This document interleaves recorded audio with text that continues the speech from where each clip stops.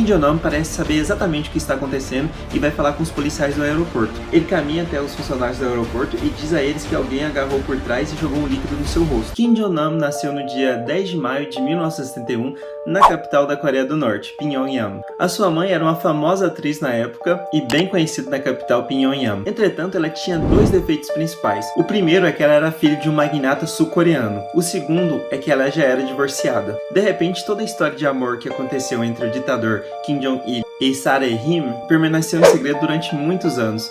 Mesmo o nascimento de Kim Jong-nam foi mantido em segredo pela família. Kim Jong-nam, portanto, ele cresceu escondido na capital da Coreia do Norte. Ele foi criado pela sua avó e pela sua tia. Mais tarde, o ditador Kim Jong-il, ele teve filhos com uma outra mulher. E foi então que decidiu enviar o seu filho mais velho, Kim Jong-nam, para uma escola francesa na Rússia. Em meados dos anos 80, Kim Jong-nam foi enviado para a Escola Internacional de Genebra, na Suíça. Em 1988, quando ele tinha 17, 18 anos, ele retornou para o seu país. O seu pai, o ditador Kim Jong-il, decidiu treiná-lo para ser o seu futuro sucessor. Em seguida, volta para o Ministério da Segurança Pública, onde se encarregará da repressão aos opositores do regime e participará do expurgo dos dissidentes. O problema disso tudo é que não é algo que realmente interessa a Kim Jong-nam.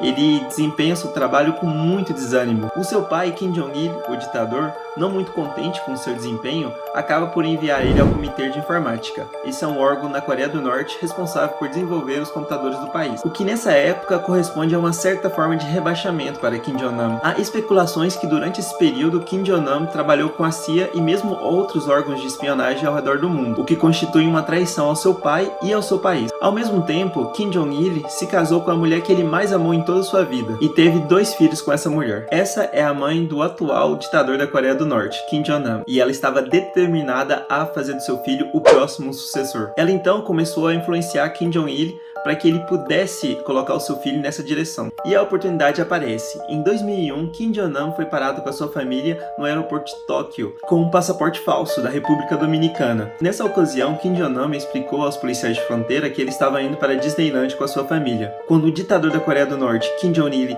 toma conhecimento disso, ele fica furioso. E esse momento marca a saída de Kim Jong-nam da linha de sucessão. O seu pai sentiu isso como uma forma de afronta pessoal e uma vergonha pessoal, pois o seu filho foi pego num país estrangeiro com um passaporte falso, querendo ir para Disney, que por assim dizer representa o pináculo do capitalismo. Depois disso, Kim Jong-nam fica um pouco marginalizado na família, até o seu irmão Kim Jong-nam assumiu o poder em 2012, após a morte do seu pai. Kim Jong-nam e sua família então partem em exílio. Primeiro eles vão para Pequim, depois para Bangkok e finalmente para Macau, onde ele acaba se estabelecendo com a sua família. Apesar de todos esses eventos e do eventual risco à sua vida, ele vive uma vida relativamente modesta. Ele não usa motorista particular e nem anda com segurança ao redor dele. Por outro lado, ele organiza um forte esquema de segurança ao redor da sua família, principalmente ao seu filho, Kim Yeon-sol, que nasceu na Coreia do Norte em 1995.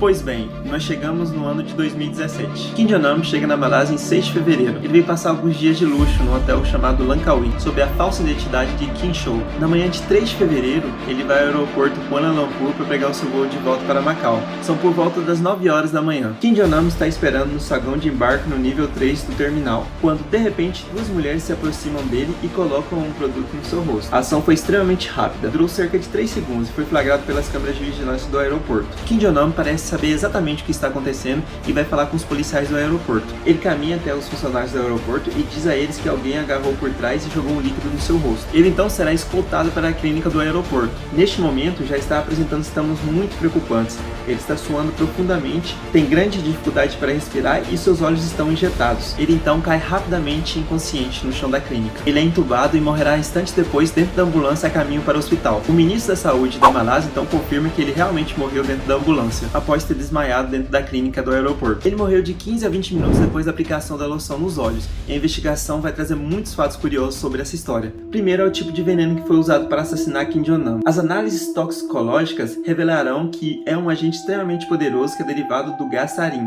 que é chamado de agente VX. A Coreia do Norte posteriormente vai acusar a Malásia e a Coreia do Sul por terem planejado a morte de Kim Jong-nam. Graças às câmeras de vigilância do aeroporto, conseguimos ver 2 jovens que envenenaram Kim Jong-nam. É possível ver o momento do ataque, mas também tudo o que fizeram na época. E podemos ver que depois de jogar o líquido em Kim Jong-nam, elas foram pro banheiro lavar as mãos e depois pegaram um táxi. No dia seguinte ao ataque, uma dessas jovens foi presa. Esta é Dong Chi-won, uma mulher vietnamita de 28 anos. anos. Então, no dia 16 de fevereiro, a segunda mulher também foi presa. A gente está falando de Siti Aisyah. Ela é uma indonesiana de 25 anos. Na verdade, um fato curioso é que essas mulheres não se conheciam. Elas vinham de cidades diferentes, de países diferentes e se encontraram justamente nesse dia onde houve o assassinato de Kim Jong-nam. Ela teria sido abordada por homens que se apresentavam como sul-coreanos. Eles então as ofereceram para fazer pegadinhas para a internet. Basicamente, ele explica que ele tem um canal no YouTube e que elas poderiam participar como comediantes desse canal. A pegadinha era a seguinte: elas tinham que aplicar uma espécie de loção no rosto das pessoas e elas ganhariam $100 por essa atuação. E assim, elas aceitam o cachê e começam a fazer pegadinhas.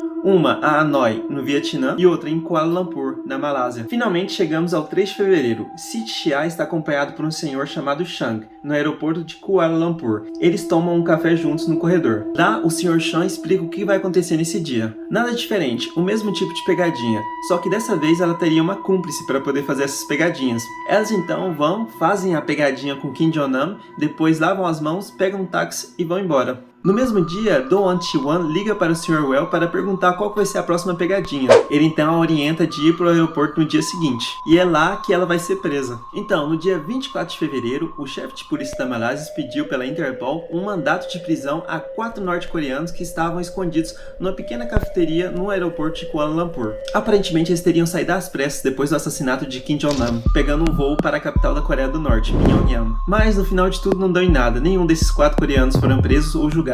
Por outro lado, essas duas jovens foram acusadas de homicídio e colocadas em prisão preventiva. Sabendo que na Malásia esse tipo de crime é passivo de pena de morte, elas começaram seu julgamento em 2017.